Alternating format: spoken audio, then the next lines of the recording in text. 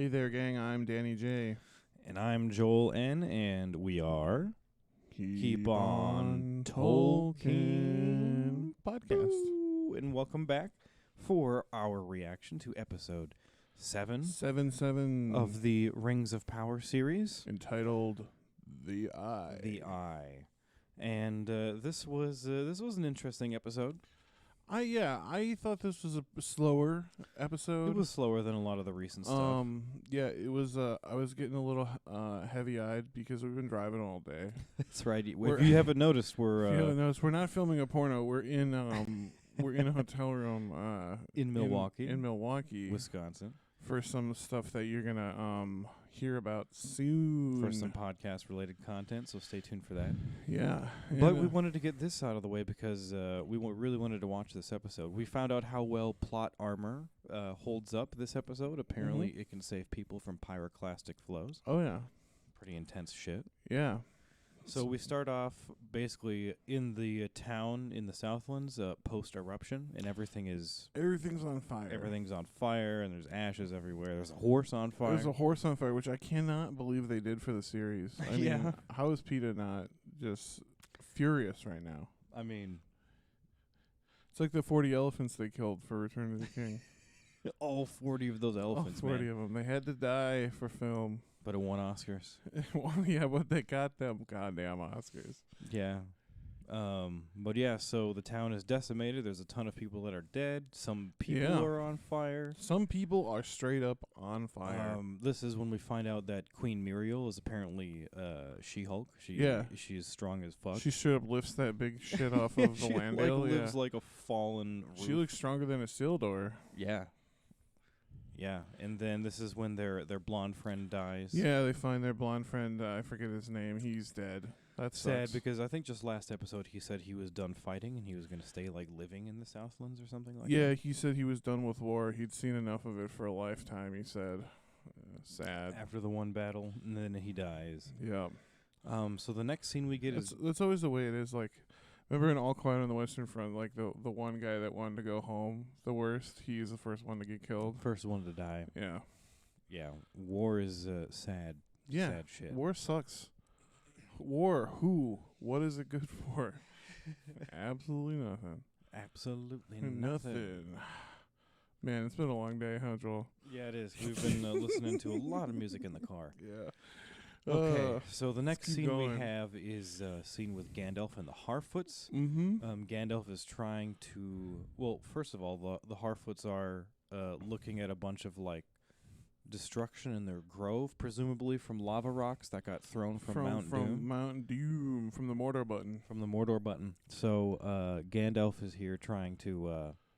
he's trying to heal a tree. Yeah, and he says the word Invignata, which I remembered from my Elvish studies, means renew, right? Like Invignatar? Mm-hmm. Yeah, the renewer. Yeah, renew. And then he also says, KoT. Which I don't know what that means, so we should find out, I'm not sure what that means either. KoT.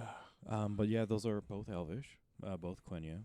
And he tries to heal the tree, but unfortunately a branch falls like on Nori and is it Poppy? Or someone else was in there. Yeah, it might one have of been the other Nori's sister. Small children. Yeah, so that obviously scares everyone. And then they send the stranger away. And then they go ahead and send the stranger away. With nothing but an apple. An apple. That's, What the fuck is that? Wow. So our next scene is with Elrond, Duran, and Duran. And I thought this was an interesting scene. Duran 3 and 4. Mostly because I really like the Durans and the Elronds. In this scene, there aren't any quirky dwarves at all. All the dwarves are this is very serious dwarf talk in this scene. So then they also talk about some of the dwarven lore, about when Aule creates the dwarves and how he made them out of stone. Yeah, 2 elements, fire and stone, so they're like resilient like stone, but resilient to the dregs of time. To the dregs of time, but Yeah. they like acknowledge truth like fire or something along those lines. Yeah, that was cool. I like that dialogue. Yeah, that was pretty some fun cool stuff.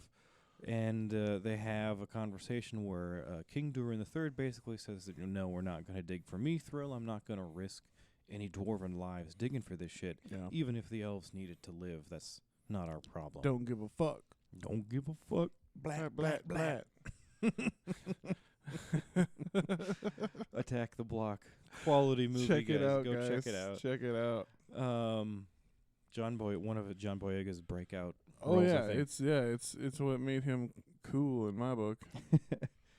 So our next scene is with Disa, Duran, and Elrond, and it's kind of a sad scene. Elrond is basically knows that he's not going to get any mithril, so he's got to go back and tell Gil-galad, and they say goodbye, and Elrond says Anarie, which is like not just was it goodbye. Nemarie? I think Was it Nemarie? I think. Nemarie? Yeah. And he says it means not just goodbye, but Go toward goodness. go toward goodness. Which is kind of like via con Dios, which means go with God. Go with God. Via con Dios. Via con Dios, my darling. Gracias, señor. Gracias.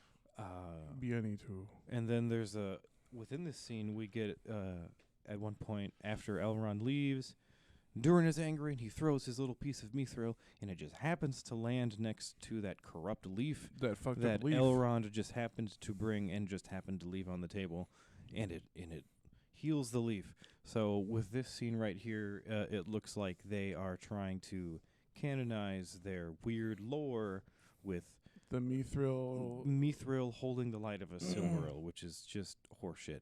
Yeah. So But we're I not guess thrilled about it's that. something we'll have to accept. I'm not thrilled about that little Yeah. little detail. Yeah, me neither. Whatever.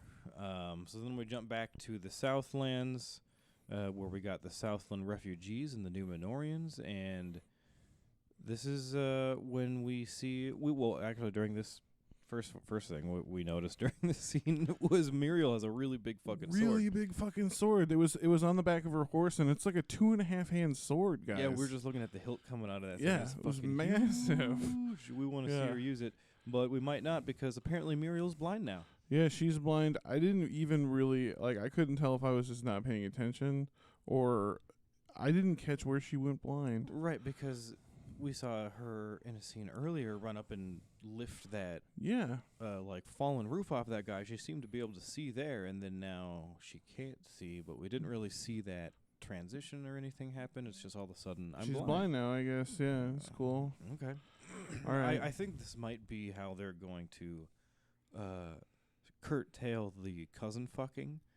And Maybe. they might just... Are they that ableist that they're like are they're just like, we can't have a blind queen? Fuck that. I could see it happening with all the other shit that they've done. They might be doing this as a way to curtail her marrying her cousin. Maybe instead it's just going to be like, oh, she's blind now, so Pharazôn has to lead. So yeah, I it think wouldn't. that might be. I honestly wouldn't be all that surprised if the essentially devil worshipping fascists that burn people alive were also ableist. I would believe it.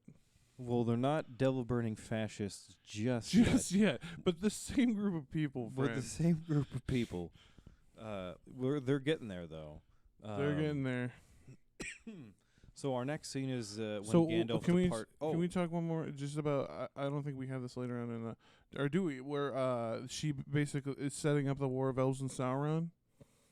When she says they'll be back again, the Númenóreans. Yes, we do have that later. Yeah. Oh, I'm sorry, dude. So our next scene is Gandalf and the Harfoots, where Gandalf leaves to go wandering. They even use the term wandering. Wandering wizard. To go look for his constellation. And I think Sadoc even gives him the little piece of paper with the constellation on it. So that's kind of nice. He does. It seems nice that Sadoc didn't throw him out right away. Just straight up, yeah. Yeah. He seems to be pretty accepting. He at least recognizes that this guy's important. Yeah. So...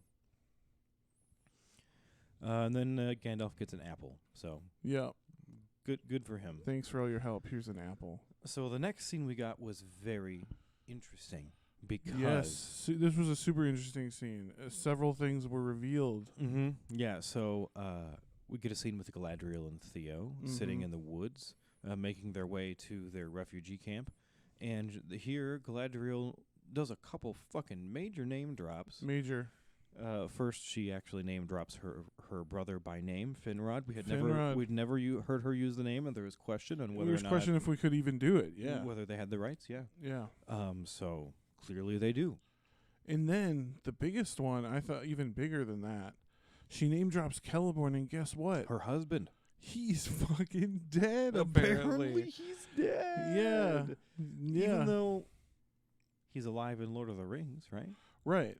So in Lothlorien. are we? Is he like missing in action? I think. Well, she said that she never saw him again. That's how she ended her little story. Oh, okay. So I am assuming he's maybe that's an going arc to later come on. Celeborn back. comes back. Must, because I don't think they're trying to rewrite the Peter Jackson trilogy. No. So we'll see. I guess he's missing. Yeah. After the wars of the First Age. Mm-hmm. We also find out that Theo is, still a bitter kid. I'm getting some serious Anakin Skywalker vibes from Theo. I was gonna say, yeah, totally. I see that. Yeah, you have that written down there. Yeah, so I see, and I get that major Anakin Skywalker vibes for sure. And then they recycle a line, sort of. They kind of They kind of hint at the line that everyone knows. I bet a billion nerds went, man flesh. I know I did. Yeah. He says, "What is it? What do you smell?" Another orc, and then some orcs come across Galadriel and Theo, and then one stops, and he's like, "What is it? What do you smell?" Man flesh. Yeah, he doesn't say man flesh. He says ashes, just ashes. Ashes. What if he was like man flesh and a side of elf flesh? A high elf of the house of partially cooked Finarfin? A blonde? Yeah. Yeah. They have good noses, guys. Those orcs, man, they know how to smell. They can fucking so that was smell clearly like a callback bloodhound. to the man flesh line, but it was fan shit. So next we go back to a scene with Duran and Elrond. Yes. And they have a funny exchange. I think this is a funny. This made me smile.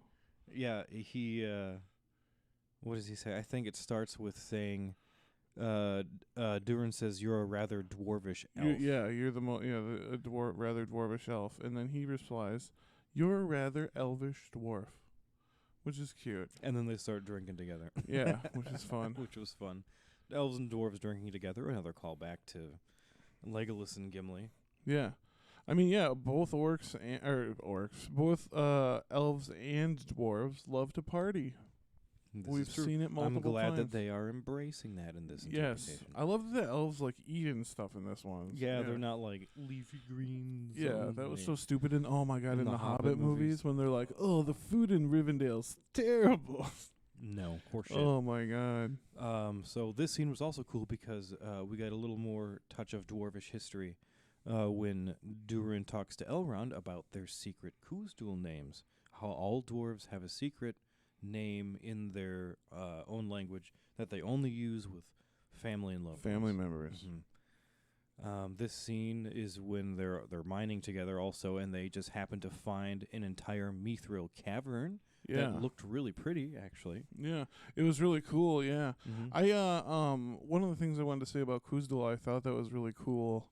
Because not many elves speak Khuzdul, but Elrond is one of the few that do. Mm-hmm. And there's that scene where they say, one of the guards says something in Khuzdul, and Elrond replies to him in the common tongue, like I understand what you said, motherfucker. Yeah. I just thought that was cool. Elven lore master, guys. He speaks he's a learned Khuzdul. motherfucker, yeah. I think they're actually doing a pretty good job with Elrond in this show. Elrond is probably my favorite character in the show, I think. For sure. So they find their mithril cavern, and then they get found out immediately by King Duran the Third, who won't even look in the hole. And he is furious, and he throws Elrond out. Yeah, it just gets tossed straight out of Khazad-dûm. And that brings us into our next scene with the argument between Duran and Duran, where Duran v. Duran, where Duran the Third, Duran Senior, appeared. It seems to disinherits him. Yeah, he rips his little prince thing off, and then he's like, "Leave it. It's not yours. It's not yours anymore. Fuck you." I'm already named Duran. There's nothing you can do. Yeah, nothing you can do about it. And Disa embraces that in a little bit here. But yeah, our next scene is back with the Harfoots, and they're reaping the bounty of Gandalf's healing spell. Straight up, it brings the. It worked really well. The whole dell is just blooming all of a sudden overnight. I like the way they revealed that too. She's like, "Don't eat those apples. We need those." And she's like, "I think you should look outside." And there's just like a shitload of apples everywhere. Yeah, everywhere. But then the evil priests find the Harfoot camp. Yeah, whoever those folks are. Saruman. I'm saying it's Saruman the White. You're gonna say it's Saruman the White? I just want just it to already be. evil. I just want it to be. Some kind of Sauron heads, it seems. Yeah, seems so. And they burned their entire camp down. That was pretty dramatic, I thought. Yeah, that was pretty fucking crazy. Yeah, when they were just like, and then it burned everything down. That was nuts. So then we jump back to the Númenórean camp where we have a bunch of refugees, and this is when Bronwyn and Arondir. Yeah, they reunite with Theo. Yeah, they reunite with Theo. Yep. And he hugs Arondir, which I thought was a sweet moment. Yeah, he's clearly embracing Arondir as a loved one, which is great. Yeah, this is cool. I like this. I think the audience is doing that now too. Yeah, I think so too. But in this scene, there's something I noticed this episode. Excuse me. There were like at least 3 fake outs where you think someone thinks they see someone and then they don't. There's this my dead.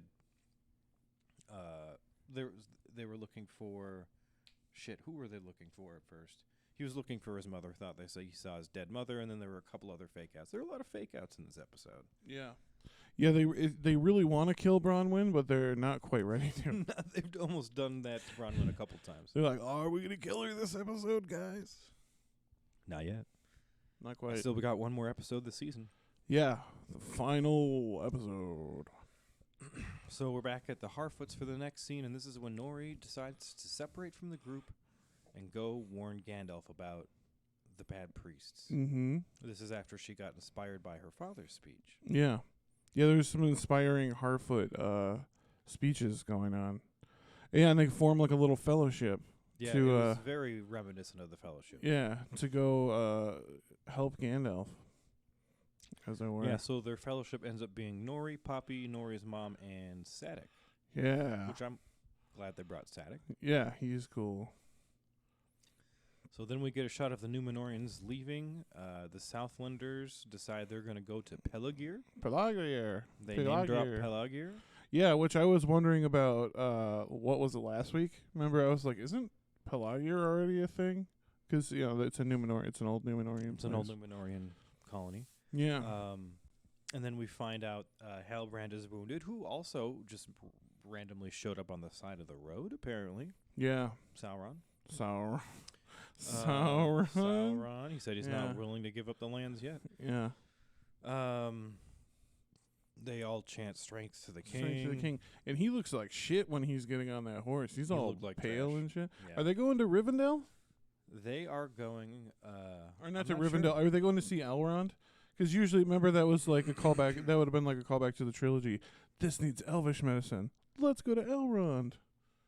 Like, where are they riding? She did say that he needed elvish medicine, and then she also said that she said she was going to go see Gil-galad, so presumably they might all be going to see Gil-galad. To see everybody in Lindon, yeah.